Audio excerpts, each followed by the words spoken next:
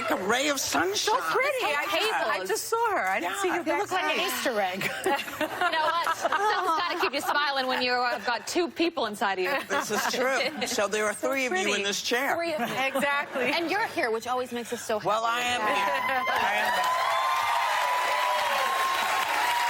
And I'm much better. Had a 24-hour bug, which landed me back in the hospital last week, which is why I missed you all on Thursday. Yeah. But, you know, the bug came and went.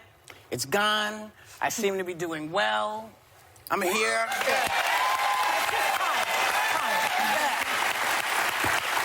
So let's talk about what happened yesterday. Okay. The sudden announcement came that Kirstjen Nielsen is out as Homeland Security Chief.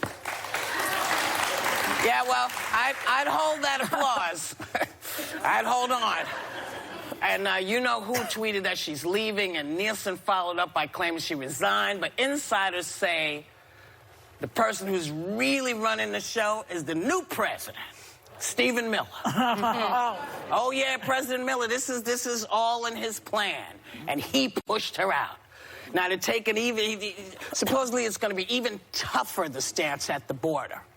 Families being separated, seeing kids in cages, how much tougher are they going to be? But it could work the other way, no, because I was reading that this guy, his name is Kevin McAleenan. He's the new DHS guy. Just acting, though. So who knows how long he'll be there. That's what Trump likes them acting, that he can get rid of them. Yeah. Well, the new guy, he's just replacing her, and he comes in on Wednesday, right? And then he's interim, that's the word. But I was reading something, I saw him in a tape that said that he believes that these countries that they're coming from, Nicaragua, Guatemala, etc., in Central America, need to continue to get funding from the United States. What they call NGOs, non-governmental organizations, are American, are giving them and helping them out there, and he believes that. Trump doesn't believe that. No. Trump is the opposite. He believes in starving and destroying these people. So I don't know how this guy's going to last. No.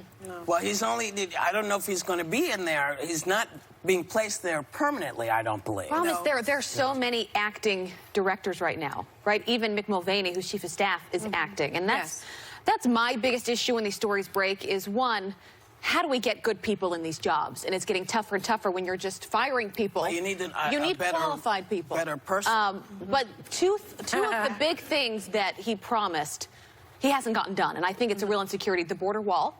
And then, obviously, more people coming over the border, which we are seeing now in numbers that we haven't seen in years.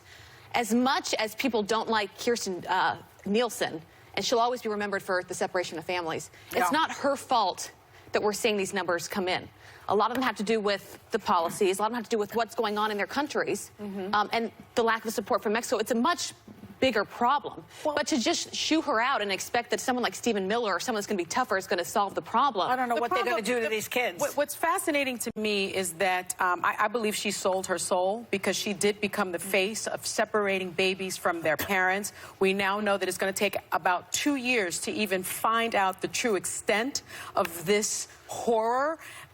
You know, because thousands of children were separated from their families. What I don't understand is FBI Director Christopher Wray, he testified that homegrown white supremacist extremists pose the biggest threat to U.S. security, despite President Trump's indications to the contrary. But they like President Trump seems to keep on saying... That's his constituency. Yes, but President Trump keeps on saying that these people from Mexico, from Nicaragua, from El Salvador are the biggest threat to U.S. security. No, those aren't the biggest threats. No. The biggest threats are our own homegrown white supremacists that are threatening our security. And I just don't understand why he's not concentrated on that. Not the hundreds of thousands of people. Because he knows that that's not going to work with his base. That's why. Well, I think it's important to separate a lot of different things. And from a border state, and immigration is always ground zero for where these conversations are happening.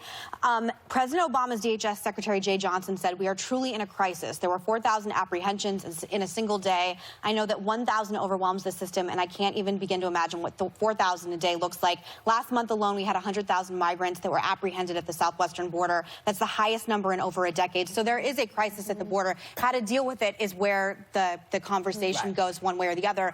He ran meat and potatoes on the economy and immigration. As you said, he has not fulfilled some of these promises that he has made. What I think is interesting is Lou Dobbs said 2 weeks ago that he wanted Kirstjen Nielsen to be fired. He said Kirstjen Nielsen is flailing and her department appears utterly paralyzed under ineffectual leadership. So the question, too, is if people like Lou Dobbs and Laura Ingraham are dictating policy and who has a job in the White House and who doesn't, at this point, why don't you just make Lou Dobbs the person in charge of this, since this is the person it seems that you are listening to when it comes to this? That being said, just one more thing.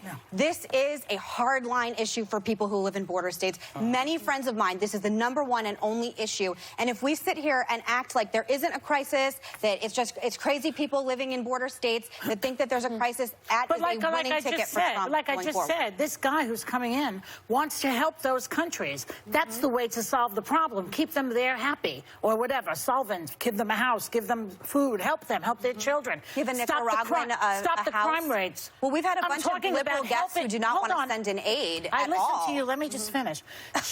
Yeah, part of your job is to listen to me. Okay, so here's the Just deal. saying. Here's what's not going to happen today. We're not going to do this.